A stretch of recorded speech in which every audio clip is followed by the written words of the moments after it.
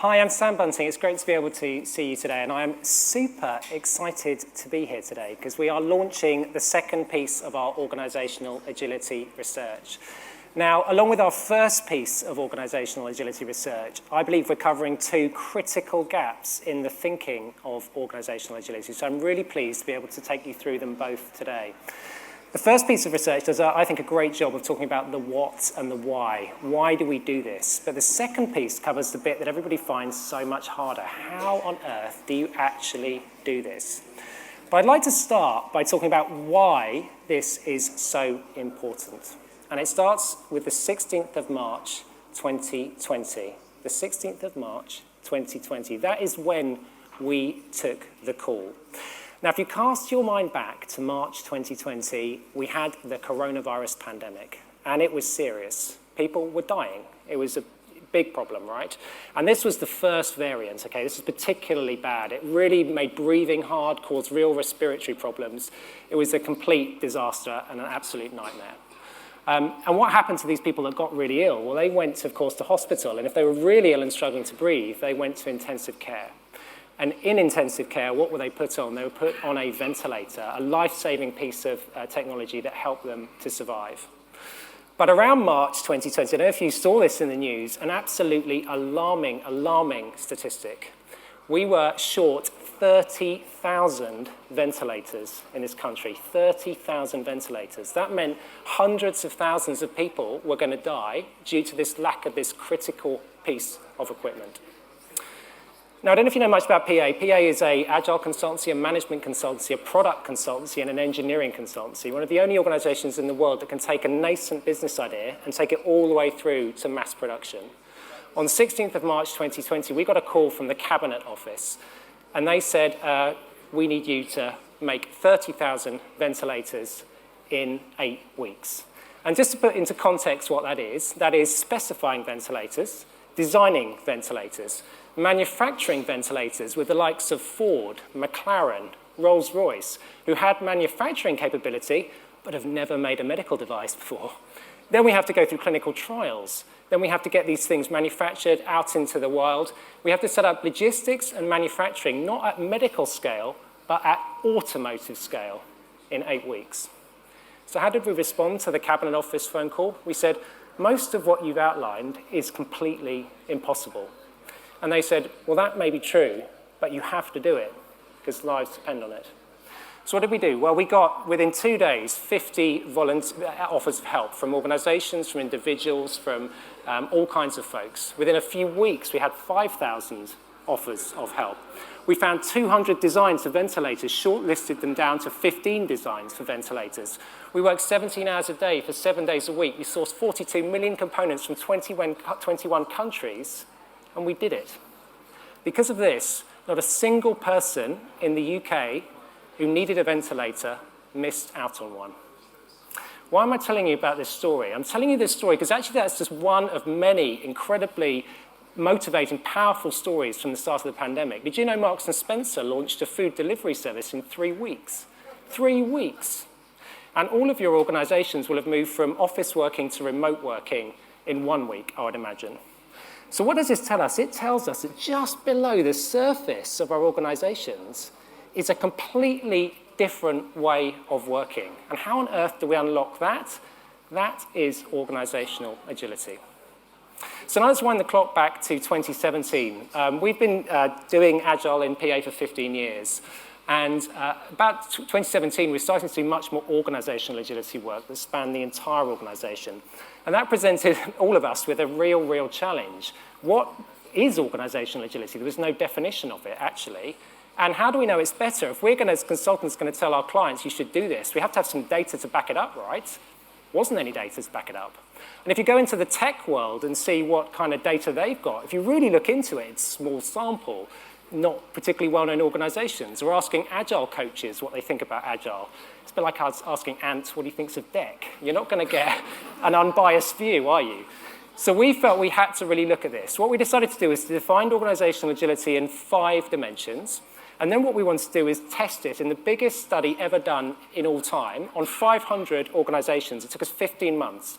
And our idea was, if we prove that these 5 dimensions truly transform business performance in share price growth and revenue growth, the things that matter to the top line, that both proves our definition and gives us the confidence we've got some reliable data.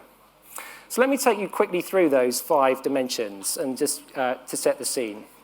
The first one is centering on your customer. So that's to take a classic functional organization and pivot it 90 degrees. Absolutely every single person in the organization focus completely on their customer. We talked a bit about that already today.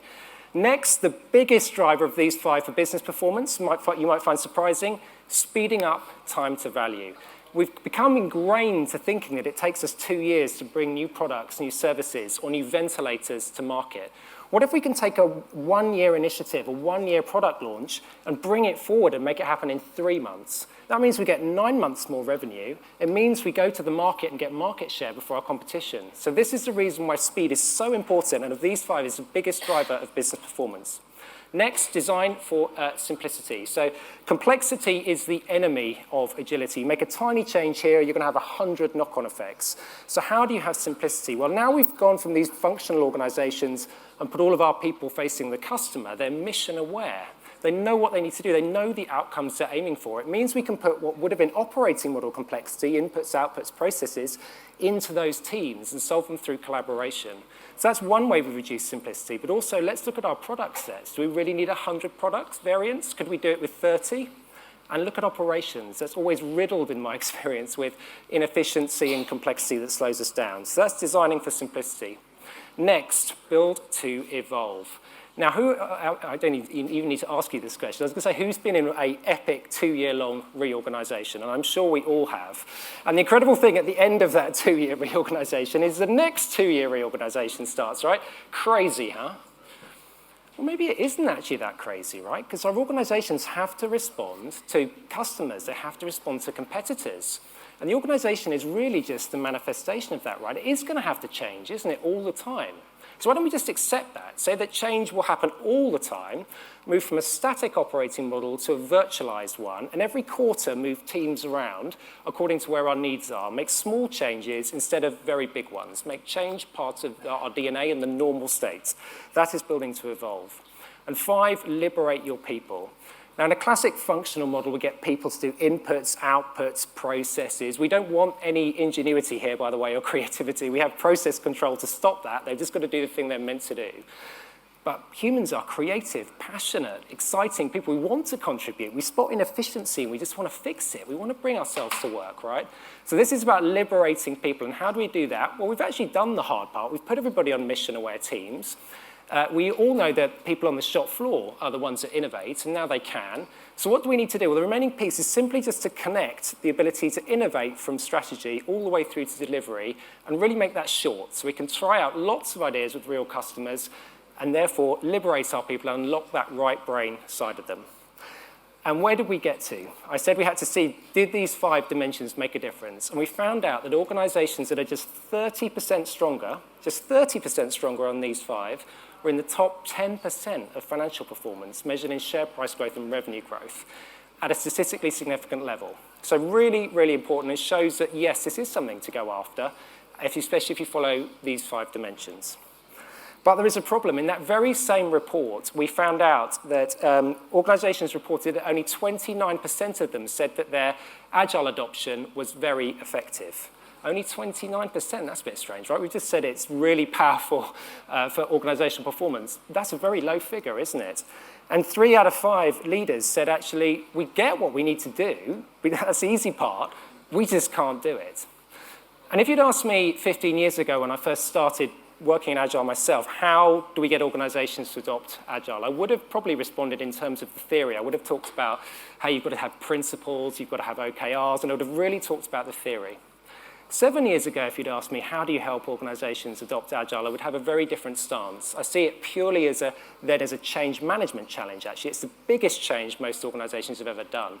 So we need to really be referring now, not to that stuff, actually to John Kotter and the principles from his book, Leading Change, those kind of classic 8 principles. Now we have actually a very different view. That is actually not up to the task. If you look at what John was looking at in his book, in the 100 organizations, this is way, way, way bigger. So we see it now as a sociological change. Our organizations are actually mini countries. They've got empires, fiefdoms, cultures, subcultures. And it's looking at sociology and social change that gives you the tools to really tackle this problem straight up. I mention this because when I'm going to go through the next piece of research, where we looked at the 30 most successful agile transformations in the world and figured out what they had in common, you might see stuff that looks like classic change theory, but when we get into it, we're going to see there's much more to it. So let's have a quick look at those. So what are the 4 things the most successful agile organizations do when they're adopting organizational agility? The first one is they build genuine and unanimous team commitment at the top. 2, they create the conditions for success. 3, they cut out compromise, which is a very easy thing to do. I'm sure we'd all agree. And 4, we accept that tomorrow's leaders will be different to today's. So let's talk about building genuine and unanimous top team commitment. This doesn't sound too revolutionary, does it? Everybody knows if you want to make a big change, you get the leaders involved. But this is going to test the absolute resolve of your leadership team. So if you're adopting organizational agility, you need the CEO and exec team fully behind it. If you do not have that, do not pass enter. Just go back to the beginning. That is absolutely mandatory. And next, an interesting thing here, we're saying you have to mandate your vision. I can't believe I'm saying that at an Agile conference. Mandate, that sounds a bit heavy-hearted, doesn't it? You have to. We found out, surprisingly to us, that the organizations do a really good job of this, take away the optionality. It's the exec team and the CEO saying, we are doing this, there is no alternative path, get on the bus or we'll leave you behind. And that's critical. Next, lead by example. It's not enough for these leaders just to stand by and say, go and do it. Do we want the CEO to design the organization? Absolutely. What bigger responsibility is there than setting the organization up for success than that? So we absolutely want the CEO in the design workshop to do it. And harness your halo leaders. This is where we get more into social change. So these guys were the cool kids at school, okay? They're the 3 people that everybody followed. You need to find those people in your organization and get them behind this story. And you'll be amazed at the impact they have on the rest of the organization to make it happen. So that's building genuine and unanimous top team commitment. Next, create the conditions for success from the outset. And this is where we found another really contrarian finding. We're not expecting to find this, because how do you adopt Agile? Well, it's a practical thing, right? You get on with it. You don't hang around. But we found actually the most successful organizations took a bit of time up front to think about what their vision was, what their case to change was, what the design was, what the business case was, so they could then launch and take back the curtain and really sell the vision in a real kind of hearts and minds approach. And I find that a bit contrarian. It sounds a bit like a requirements phase, doesn't it? But actually, it turns out that organizations that did that were much more successful. Next, access the right expertise. So we see too many organizations trying to do this with the people they already have. If they could have done it with the people they already have, they would have done it, right? So they have to get external expertise in. That could be from people like us in this room. I know we've got a lot of people that work in this field today. It also could be from simple hiring, actually. Let's hire in some new leaders to the top who've done this before in perhaps a tech organization. It doesn't have to just be from third parties, but you need the external expertise. Next, measure and speak to your success. We need to have some runs on the board. We need to celebrate what we've done, and it's always done in terms of customer outcomes. Let's not talk about maturity or any of these measures. Say something like, we did this with our ventilators, and this is the outcome that resulted. That is the sort of thing that will sell your mission and get it moving. And the organizations that are really successful do that. Next, cut out the compromises. We see loads and loads of compromise in organizations. Here's our Agile team. Well, there's 7 business analysts. That doesn't look like an Agile team. Lots and lots of compromise around organizations. We have to resist the need to do that, particularly when you're starting out. Only accept the best. So if you're going to do a pilot, an organizational agility-wide pilot, or start to adopt it, make it really hard for yourself. Bring financing, bring procurement, bring lawyers. You've got the CEO and the exec team backing, right? So bring everyone in and get a really solid proof point and accept no compromises there. Next, drive permanent change with permanent expertise. Our mission has to be to build the knowledge in the organization. The organization has to have the ability to change itself, the detailed subject matter expertise. So our mission really is to get that in, and if you're the case of an external like me, then get out and let the organization get on with it. And then be really clear with your non-negotiables. Now, this is really interesting in our 30 organizations we studied. We were interested to see what side of the methods debate were these organizations on. Did they mandate a method, or did they say, no, we just principles-led and we follow that? And it turned out that neither of those extremes were successful. The right answer seemed to be to set a minimum core, a handful of things that are absolutely essential and will be mandated. They're the way that we do organizational agility in our organization, and the rest solve with principles and empowerment. So be clear on what is non-negotiable. And lastly, accept that tomorrow's leaders will be different to today's. Now this, interesting finding to me, it seems that most of the leadership team does actually end up changing over the course of this journey. But bear in mind, this journey is a 5 to 10 year journey. So it's not that we're having a big kind of exodus, but the finish point of this journey is a new leadership team. And most organizations think they can take most of their leaders with them. I used to think that, but we found out from these organizations that's not the case.